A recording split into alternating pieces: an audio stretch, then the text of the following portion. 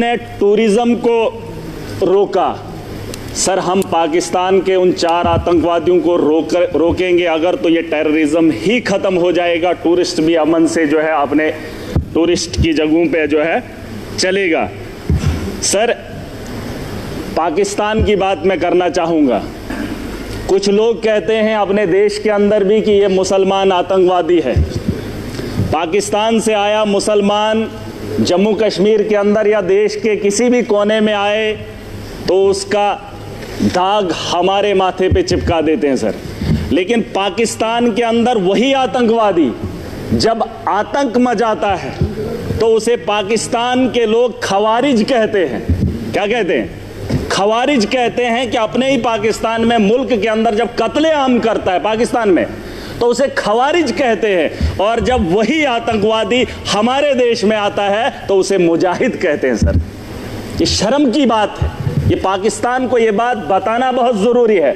या तो जिन लोगों को आप यहाँ पे भेज रहे हो वो भी मासूमों का कत्ल कर रहे हैं, और जब आपके मुल्क में वो लोग कत्ल करते हैं तो आप उन्हें खवारिज ना कहिए, आप उन्हें भी वही बात बताइए। बहरहाल सर, गोली का जवाब गोली से नहीं होना चाहिए, क्योंकि सर वो 4 आदमियों को भेजते हैं, हम बोल ही रहे हैं, मजम्मत कर ही रहे हैं, और उससे क्या हो रहा है कि हमारे मुल्क के अंदर अफरा तफरी का माहौल है। मुसलमान हिंदू के साथ लड़ रहा है। उन्होंने जो नाम पूछा है, उन आतंकवादियों ने जो नाम पूछा, मुझे बताओ 4 आदमी आने के बाद हिंदुस्तान में अफरा तफरी कैसे फैलती? लेकिन वो अपने मंसूबे में कामयाब हैं, वो दिमाग से इस खेल को खेल रहे हैं सर। मुसलमान पूछकर हिंदू को मार रहा है। वो चाहता है कि हिंदुस्तान के अंदर हिंदू और मुस्लिम का फसाद हो, ताकि ये जंग खुद आपस में लड़े, वो अपना हाथ न इस मुल्क के अंदर डाले। उसे यहाँ का अमन और शांति और भाईचारा अच्छा नहीं लगता है। सर, मैं एक चीज़ बताना चाहूँगा। मेरे पिछले दिनों बच्ची 8 महीने की गिर गई, कुर्सी पे बैठी थी तो बगल में वो टाइलें लगी थी, सर फट गया। सर फट गया। मैंने उस गई और ठीक हो गई, मैंने डॉक्टर के पास लिया, उसका जख्म जो है भर गया। लेकिन जो सर उसके माथे पे दाग है वो तभी लगा है क्योंकि वो कुर्सी से गिरकर उसके 7 बजी है।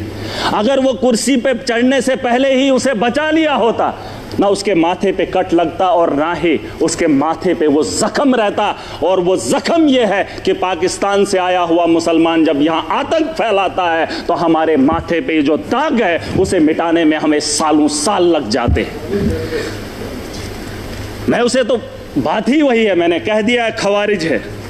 सर, मैं बताना चाहूँगा, एक बात है जिसे हम लोगों को समझना बहुत ज़रूरी है। मैं तो समझता था मोदी जी के नेतृत्व में इस देश को चलाया जा रहा है। आतंक के दिलों के अंदर इतना खौफ होगा, पाकिस्तान के अंदर इतना खौफ होगा कि पाकिस्तान हमला करने की मजम्मत भी नहीं करेगा, ये मेरा दिल मानता था। क्योंकि तकारीरें वैसी होती थी, जलसे वैसे होते थे।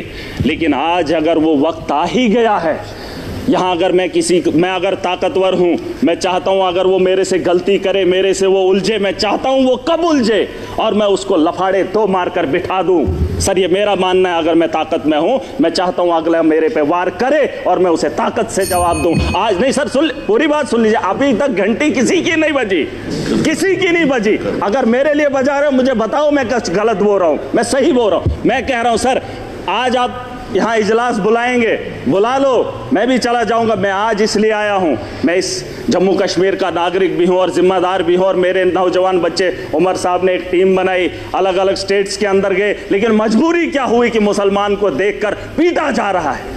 मैं इसलिए यहाँ पर आया हूँ। मैं मुंबई नहीं गया, मैं महाराष्ट्र नहीं गया, मैं गुजरात नहीं गया अपने उन बच्चों को देखने के लिए जो यहाँ से हमारे बाहर पढ़ने के लिए जा रहे हैं। लेकिन मैं उमर साहब का फिर भी शुक्रिया अदा करना चाहूँगा। लेकिन एक बात बताने आया हूँ, मैं चाहता हूँ सर, मैं चाहता हूँ जो बात मैं बोल रहा हूँ कि उकसाया जा रहा है। पाकिस्तान बड़े आदमी को, ताकतवर को कभी कमज़ोर नहीं उकसाता है। अगर उकसाने की गलती पाकिस्तान ने की, मैं खुल के बोलूँगा सर, अगर की, और ये पहली बार नहीं हुआ। जम्मू कश्मीर को मोहरा मत बनाइए। मिलकर आज पूरा जम्मू कश्मीर, पूरा देश इकट्ठा है।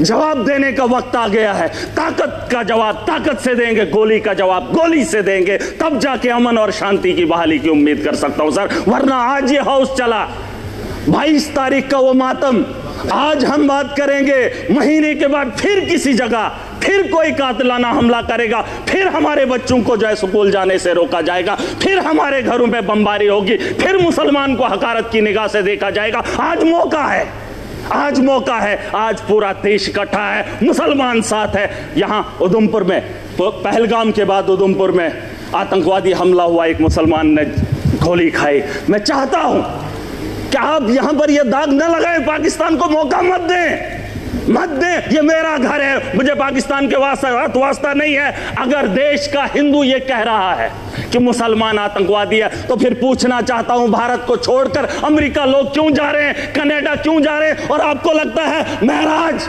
पाकिस्तान जाना चाहता है? नहीं, मैं भी दुनिया के उन बेहतरीन ममालिक में जाना चाहता हूं जहां बेहतर जिंदगी मुझे मिले। ये भिखारियों का देश, जहां खुद भूखे नंगे लोग हूं, उस पाकिस्तान में मैं जाना चाहूंगा।